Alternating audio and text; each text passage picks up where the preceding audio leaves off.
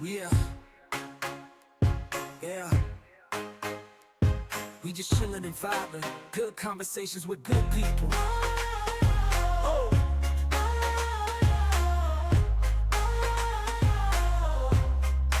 Good conversations with good people. Yeah.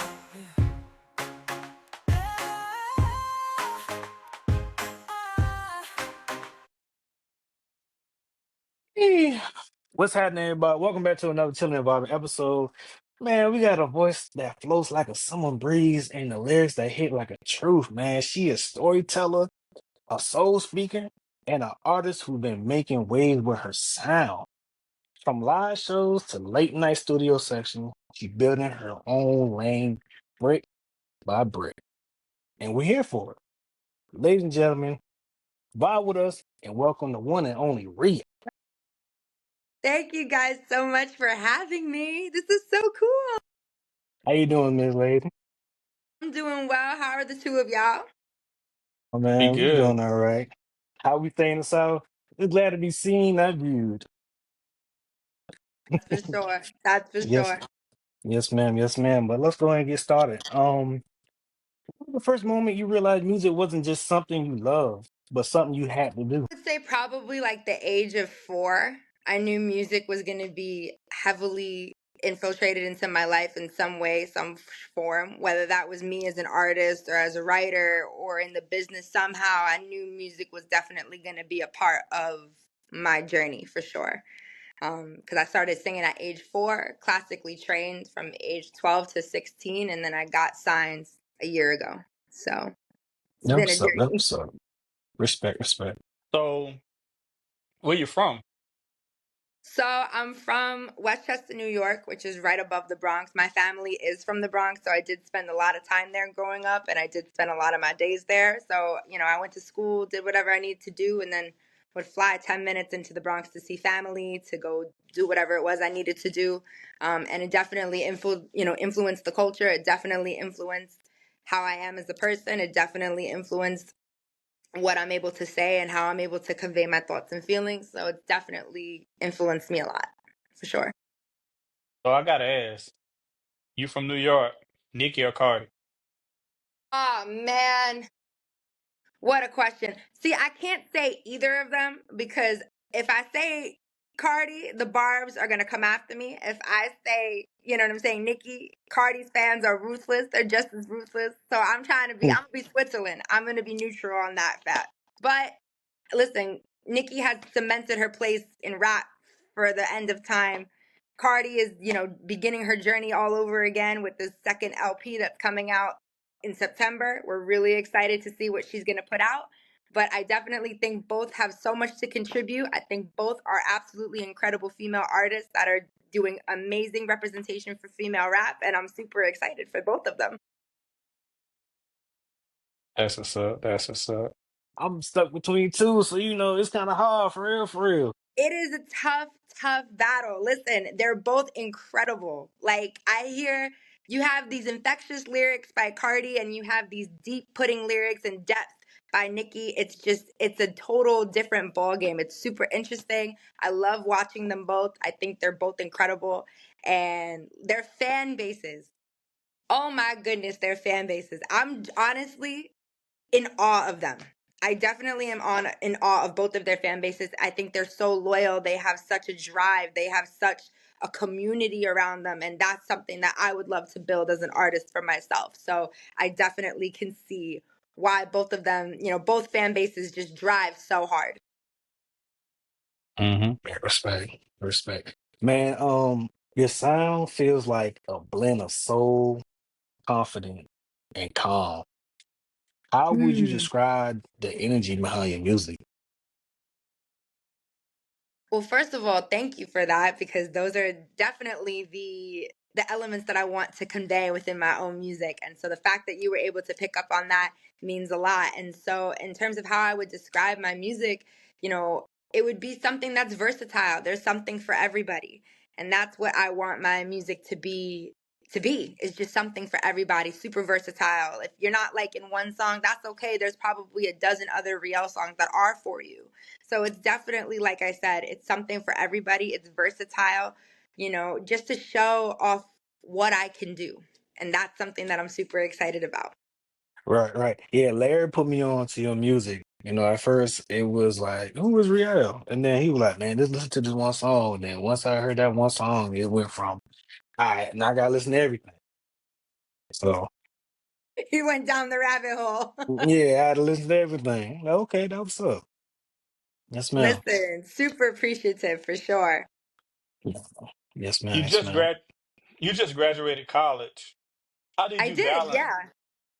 Congrats. How did you balance going to school, being an artist? It was hard. It was very, very difficult in the sense that what was really on my side was the timing. So I got signed at the end of my junior year. And so at the end of my junior year, I got signed. I had my summer break, which was 2 months of really, freedom to be able to do whatever I needed to do for Rielle and to build this project. And then from there, from September until May, it was just grinding. That was really what it was. I was doing 5 classes, 2 internships, and everything that is involved in this project. So it was definitely a lot. The good thing about it was that my label was super supportive of me. And that was probably the only reason that I was able to really be able to do it as effectively and as efficiently as I did. Because I was doing so much that my label was so supportive, they prioritized the fact that I would be in school this day, this day, this day, and we just tried to do everything else around it. And so it was hard.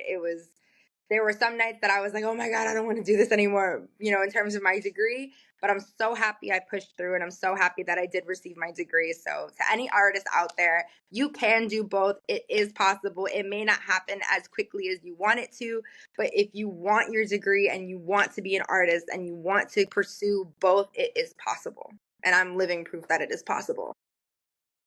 That's what's up. I'm surprised you didn't do the Kanye West route, the P. Diddy route, the college dropout, you know. Listen, I did leave school for a period. You know what I'm saying? Not Mhm. because of this, but because it was just becoming too much. It was the middle of COVID, and I didn't feel like the environment that was regarding my degree was not conducive to me as a learner. The type of learner that I love to be in the classroom. I love to speak to the teacher directly. I'm not a fan of doing this whole virtual school. It just didn't feel like I was I'm paying for an education. I should be feeling like I am receiving the information and I'm able to get something really out of it. And so I didn't feel that way. And so I left, went to work, did whatever I needed to do, and then went right back into school and finished my degree. And it was definitely well worth it. Every penny was worth it. Respect, respect. So what's your creative process like? Like, do the lyrics come first or the vibe? Ooh, that's a really good question. I would say both. I'm one of those people, the way that I'm ambidextrous and I'm able to write with both my left and my right hand is the same way I'm able to make music, in the sense that sometimes the lyrics come first, sometimes the beat comes first. 9 times out of 10, the beat will come first. But, there are certain times that I'll hear a lyric or I'll see a phrase that I really like, and I'll kind of see that and I'm like, okay, whenever I see this lyric or when I'm reading this, what sentiment do I get? Do I feel joy? Do I feel somber? Do I feel mellow? Do I feel enraged? What do I feel? And based off of that emotion will be like the color palette of how I then pick a sound for what that phrase will entail. Sometimes it's the opposite, where you get a feeling from a beat and you write based off of that feeling. That's usually how it goes. That's That what's was up. up. That was up. How did you collab with Jamaican producer Chris Burchill? Virtual. Shout out to Virtual, man. Wherever you are, I love you so much. Virtual really came about through my label. So my label and Virtual have been very close for the past 20 or so years. The CEO of Natural Bridge Records, his name is Mark Pinnock. He is an absolutely amazing human being. I love him so desperately. Shout out to you, Chief. I call him Chief. I don't call him Mark unless I'm doing an interview. But Mark and Chris Birchall have been very close for the past 20 or so years, being in the industry together. And so basically, a session came about. We set up a session for him to come to New York and to produce a couple of songs. And we met, We clicked, and that was it. It was just, we just knew it was right. Sometimes you meet somebody and you just know it's right. That was up. What one lesson that the industry has taught you that you'll never forget? Ooh, what's one lesson that the industry has taught me that I will never forget? I think that change is good. Change is a blessing. I think that's something that, prior to being in the industry, definitely change was something that, I think as humans we all struggle with change. I think every human is, when you comfortable in your surroundings, having that consistent change is the only constant in life. And so being able to embrace that change is something that the industry has taught me to really embrace and to really, pour myself into and be excited about and get really pumped up about that change. So I think change is something that the industry has taught me to really embrace and, all those good things. That That's was what's up. up. Your song "Sail Away" on the remix, you got Busy Signal. How did that happen, man? You got a Jamaican legend. I did get a Jamaican legend. I'm so grateful and so honored for that. Basically how Busy Signal came along was through Chris Birch. Chris Birch knows Busy, and so from that connection, he showed him the record. He really loved the record, wanted to be a part of it, and made a verse. Chris produced, finished it, mastered it, sent it back, and that was it. It was that simple. It was that quick. But, from there, we were able to meet in person, and us meeting, is was one of the craziest moments for sure. Just being able to be in his presence. He is such a humble and wonderful human being. He's so excited. It's like being around someone who loves music as deeply as you do. It's such a gratifying and validating feeling of being so like, oh my God, you love this thing as much as I love this thing. Let's do this thing together. And we just vibed, and it was chilling vibe. Come on We now. just vibed, We did and it was that. We great, did that. you know. So we chilled and vibed. We was all in it, and it was really one of the coolest experiences I've ever had. He was genuinely like one of the coolest people ever. He really is. Like, as cool as you think he is, he's that cool in real life. That's dope. That was up. Respect, respect. Has music ever healed you through a moment you weren't sure you'd get through?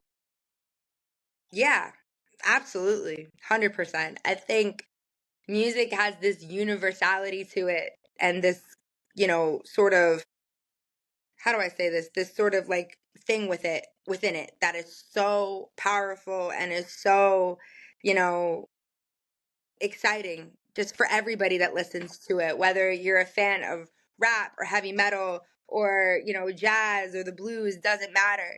It speaks to us in, certain ways. I would definitely say that it's definitely healed me through a lot of really hard moments for sure. And the thing that I love about music is I always relate music to people.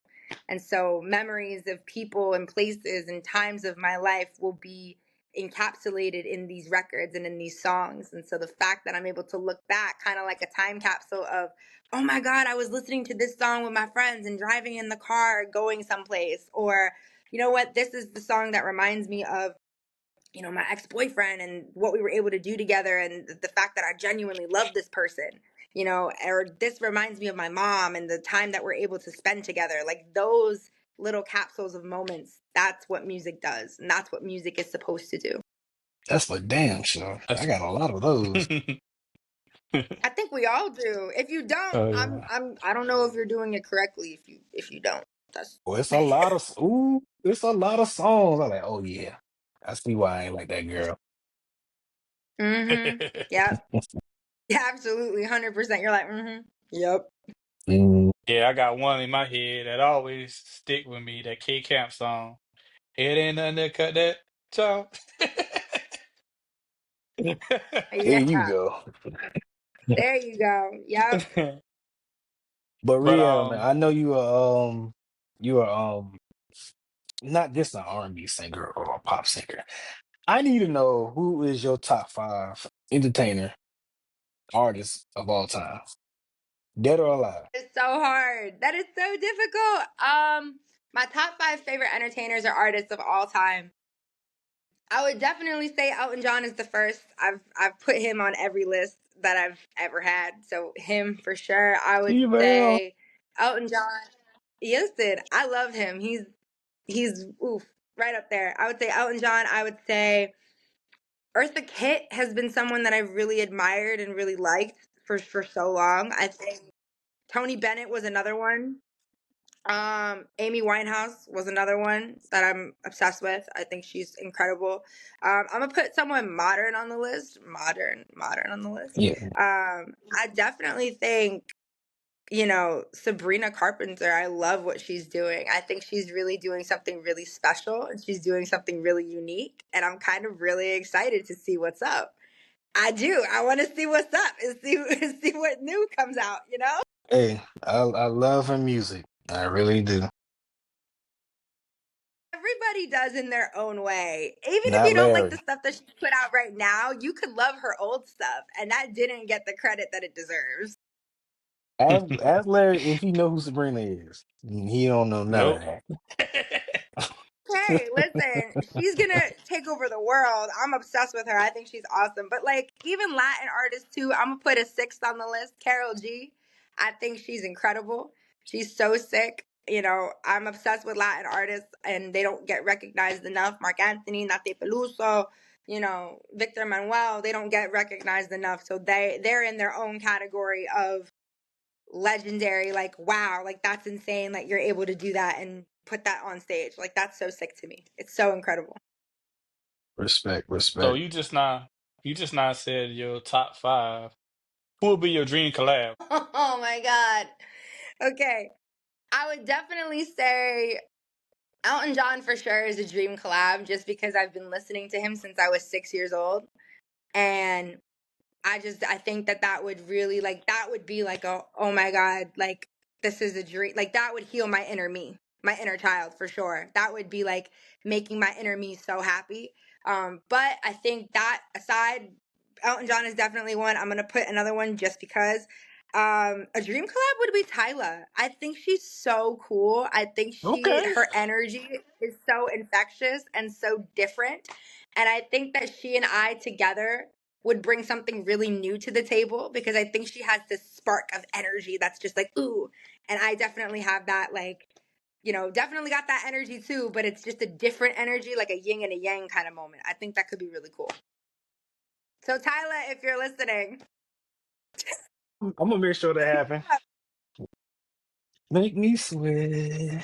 Make me hot. make me water, Say, make oh, me lose my breath, make me water. All right Like, now. obsessed. Hey, we getting a live show, man. We getting a live show on Chilling and Vibe podcast. come on now. That's the first time. that was up. That was up. All right, Miss Rielle. So this is where Mr. GPO get a little deep, have deep questions.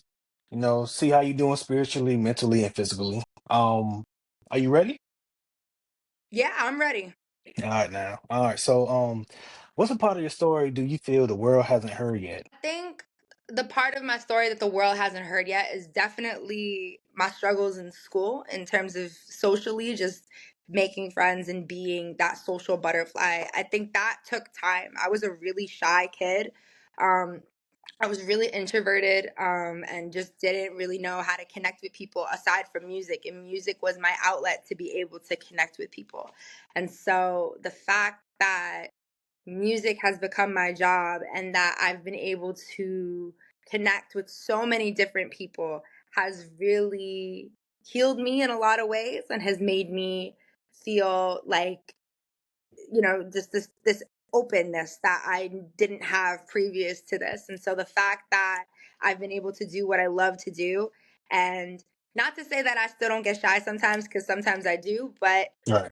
being able to come and meet wonderful individuals like yourself, it's so incredible. And so to all you shy folks out there, because I know that y'all exist, it's okay. Do you take your time, do it at your pace, but just know that there's so much to be seen and there's so much of you to be experienced. And so don't diminish yourself or make yourself feel small for anybody.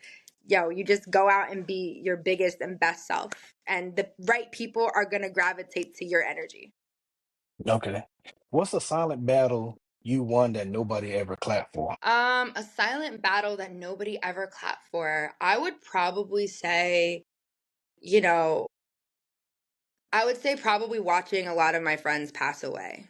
That I would say was a silent battle of grieving and being able to grieve and being able to, watch your friends go through really difficult battles with, substance abuse and with, you know, sometimes losing their battles and sometimes winning their battles and being able to really be a part of that and really be there for that. And so it wasn't necessarily my battle, per se, as I've never struggled with drugs and alcohol, but you know drugs and alcohol don't only just affect the person that's going through substance abuse. It affects their entire circle. You know what I'm saying? It affects the people who love them just as much as it affects them.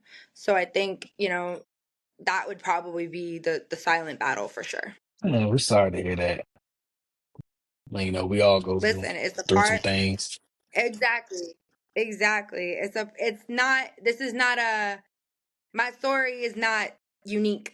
You know what I'm Right. saying? My story with dealing with those types of, battles is not unique. It's something that unfortunately within the United States we have an epidemic when it comes to fentanyl, when it comes to, you know, crunk, when it comes to crack, when it comes to a lot of different substances. We unfortunately are living in an epidemic for opioids. And so, checking in on your friends, that's like so important to just be like, hey, are you okay? Hey, are you doing good? And not coming from a place of judgment, but coming from a place of compassion and love. And I think that's something that the world really needs to take away from and be like, yo, this is real. This is, I said, yeah, I just had to make sure he's like I good. said, I'm so sorry to hear about, your loved one. But like I said, at the end of the day, you being there and you being supportive, but also taking care of yourself. Make sure that you take care of yourself because that's a heavy load for anybody to Oh be yeah, faced with. 100%. So the fact that you're taking it with such grace and such humility, that's your strength. And you're super strong for that. Yeah, I mean, life is too short. That's why I always put a smile on my face. Larry, no, I'm always laughing. Ain't that right, Larry? I ain't never have a bad day. If I do have a bad day, nobody see it. Listen, and even if you do have a bad day and, letting your loved ones know, that's cool because that allows them to be present and be there for you. Because at the end of the day, what are we if we're not taking care of one another? Right. Yeah, so it's all good. It's okay not to be okay. Because a lot of people be like, oh man, I'm afraid to say I'm not okay because people would judge me. It's okay not to be okay because, hey, everybody go through things. Everybody. Right. Yeah, for sure. Absolutely. And the fact that you're spreading that message is so vital and so crucial to our community just because, you know, to say that the stigma behind not being okay has gotten tremendously better and we've made so much progress. There's still in certain communities and certain dysporas, the fact that not being able to vocalize, hey, I'm not okay, or hey, I feel some type of way, or hey, I'm not doing so hot right now is seen as a sign of weakness when it should actually be portrayed as a sign of strength. All right. And I just learned that I'm 26. I learned that 2 years ago. It's okay to not be okay. Because You got that right, sir. growing up, it was you can't show no emotions. You can't do none of that. Man, look, Mm-hmm. don't you know if you keep everything in, you're gonna be a crash out dummy. Trust me, I've been there. It's Yep. not worth it, y'all. Don't do it. Cause you're gonna do Yep. something that you're gonna regret. Yep. Yep. That type of those negative emotions manifest and fester physically. You know what I'm saying? They have physical repercussions. If aside from the mental repercussions, it has emotional and physical repercussions. So being careful, you know, about being that way, you just have to be as open as you can. Because at the end of the day, like you so eloquently put, life is so short. It's over in the blink of an eye. Like it's so insane, it's so crazy. And at the end of the day, I'm so grateful for what life has brought me and where life continues to take me. And that I have, a family that loves me and supports me and and that, I'm able to meet beautiful souls like yourselves. So I'm definitely very grateful for sure. Thank you. I've been called beautiful all my life.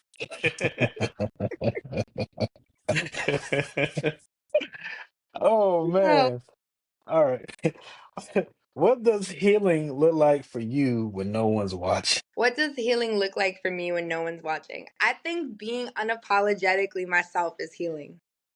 I think that's such a healing, experience, just to be silly and to be funny and to just smile and crack jokes, but like you said, also to be authentically present when you're not feeling so happy and you're not feeling so hot, and to be able to take that in stride as well, because all of those feelings are completely natural. So I think healing when nobody's looking is me recognizing the progress that I've made as a human being on this planet, but also being able to recognize, hey, you know what? I still have work to do, and that's okay, because look at how far I've come. Respect.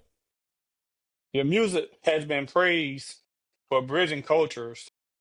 How can you elaborate on what that means to you? I think it means so much to me because as a mixed person, as a person who felt like they didn't belong, like I'm Puerto Rican and Italian, and I grew up in a predominantly white neighborhood. So, I was too Spanish to hang out with the white girls, but I wasn't Latin enough to hang out with the Latin girls. I was too white. So I didn't feel like I fit in or I belonged anywhere.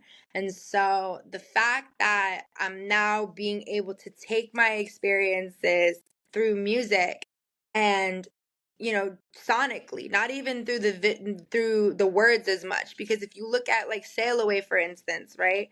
Sail Away is a very like island pop song with very like the music and the lyrics are simple, but they convey such an impactful message. And so the fact that people across so many cultures are relating to this message and are relating to this song, it basically means that we're all kind of unified in a way. And that's something that is so special. Yeah. The That Bronx was Puerto Rican Parade, you performed there. What was I that did. what was that experience like? It was awesome. It was one of the coolest experiences I've ever had. Little backstory on that: my 90-year-old grandmother happened to be there. And so she had been taking me to the Puerto Rican Day Parade since I was a little girl.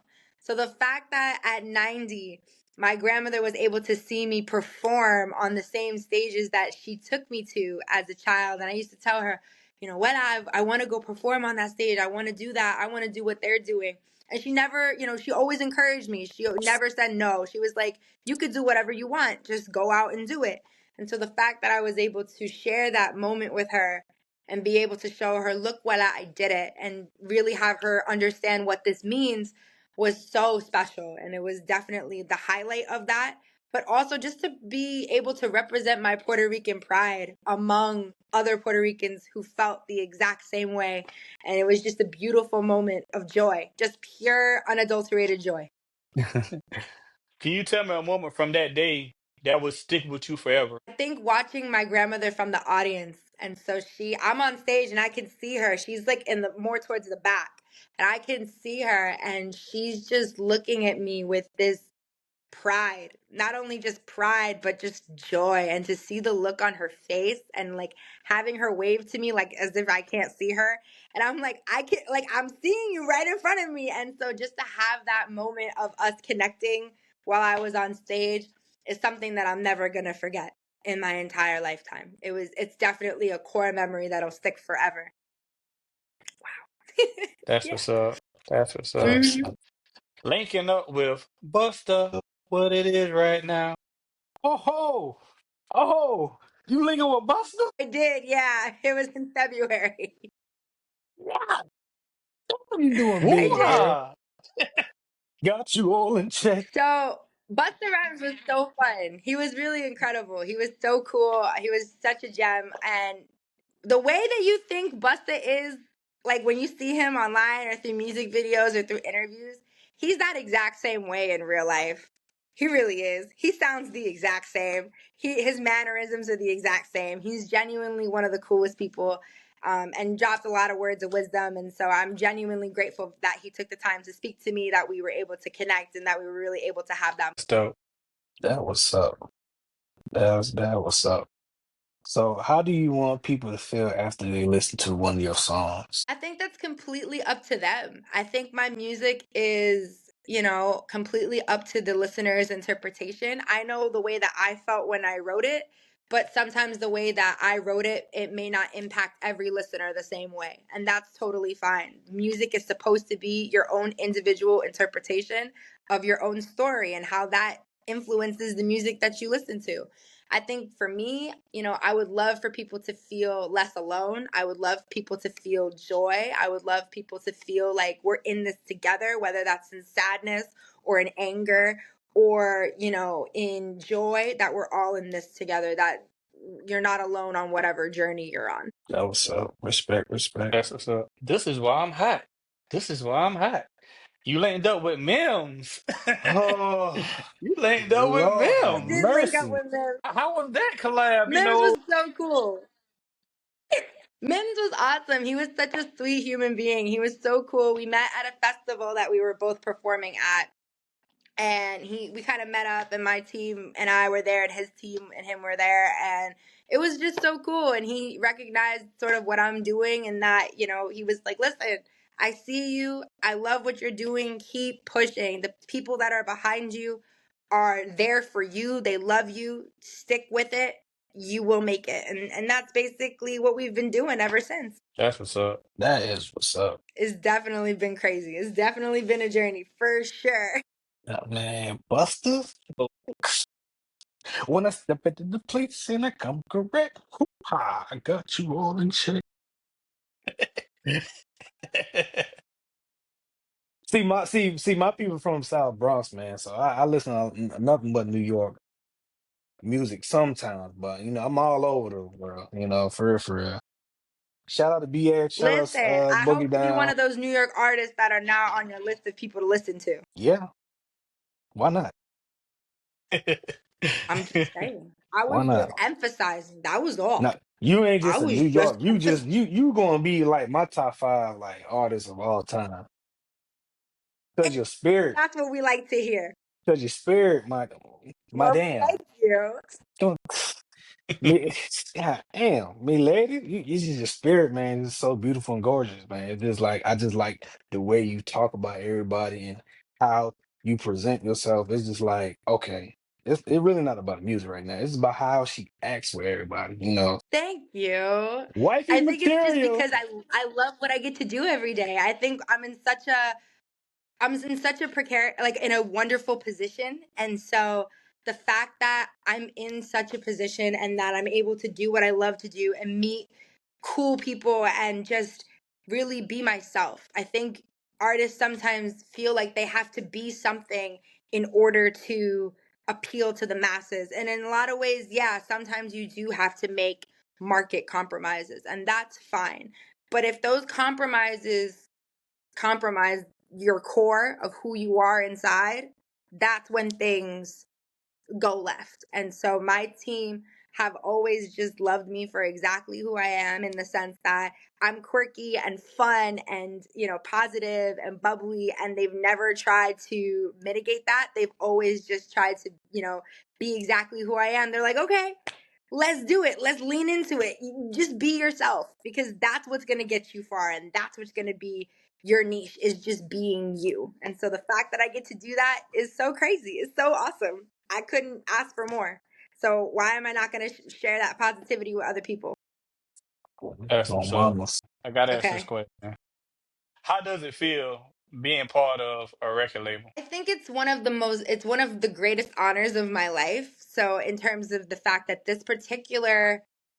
first of all, let's just go back to the beginning. Natural Bridge Records was originally, very deep in the dance hall community.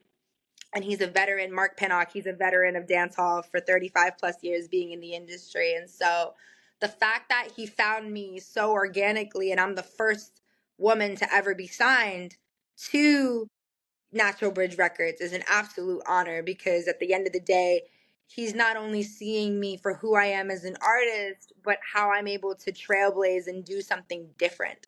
And so the fact that he's leaning into that difference and saying, yeah, let's do something different. Let's do something that hasn't been done before. And that's a risk. We're really leaning into artist development, which is something that within record labels no longer exists. It no longer, you have to be a complete package already for these major labels. And so the fact that a lyric record label like, Natural Bridge Records wants to take the time to not only develop me as an artist, but to be there for me and to be so present in my development as a human is something that I couldn't ask for more. You know what I'm saying? When you feel genuinely safe within your workplace, that's something that money cannot.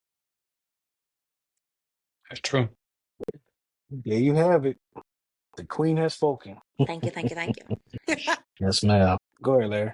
When was that moment for you that you felt like you made it? That it moment. I think that that's still coming. I think, we have so many we've made it moments, that we've been able to successfully sort of convey what we're trying to do. I think, one of the big I made it moments was having a billboard in Times Square. That was a big one. Meeting Busta Rhymes was a big one. Performing in my first big festival was one. My song on the radio, like hearing a song of mine on the radio for the first time was a huge one. So I've had so many moments, and there's only going to be bigger and better and more beautiful moments up ahead, whether they're big or they're small. Oh my goodness, what happened to Larry? Reconnecting, that's what it said. Oh, okay. But keep talking, I got you. But back to the things, you can edit this. Yeah, we still You getting can edit this. this later. Right. Those moments are only going to get bigger and better. Even if there's small You moments, big moments, medium moments, it doesn't matter. Those moments come up and they make a kaleidoscope of what your life has been. And that's something that's so special. That was up. I appreciate that. So where people can follow Of you at? course, yeah.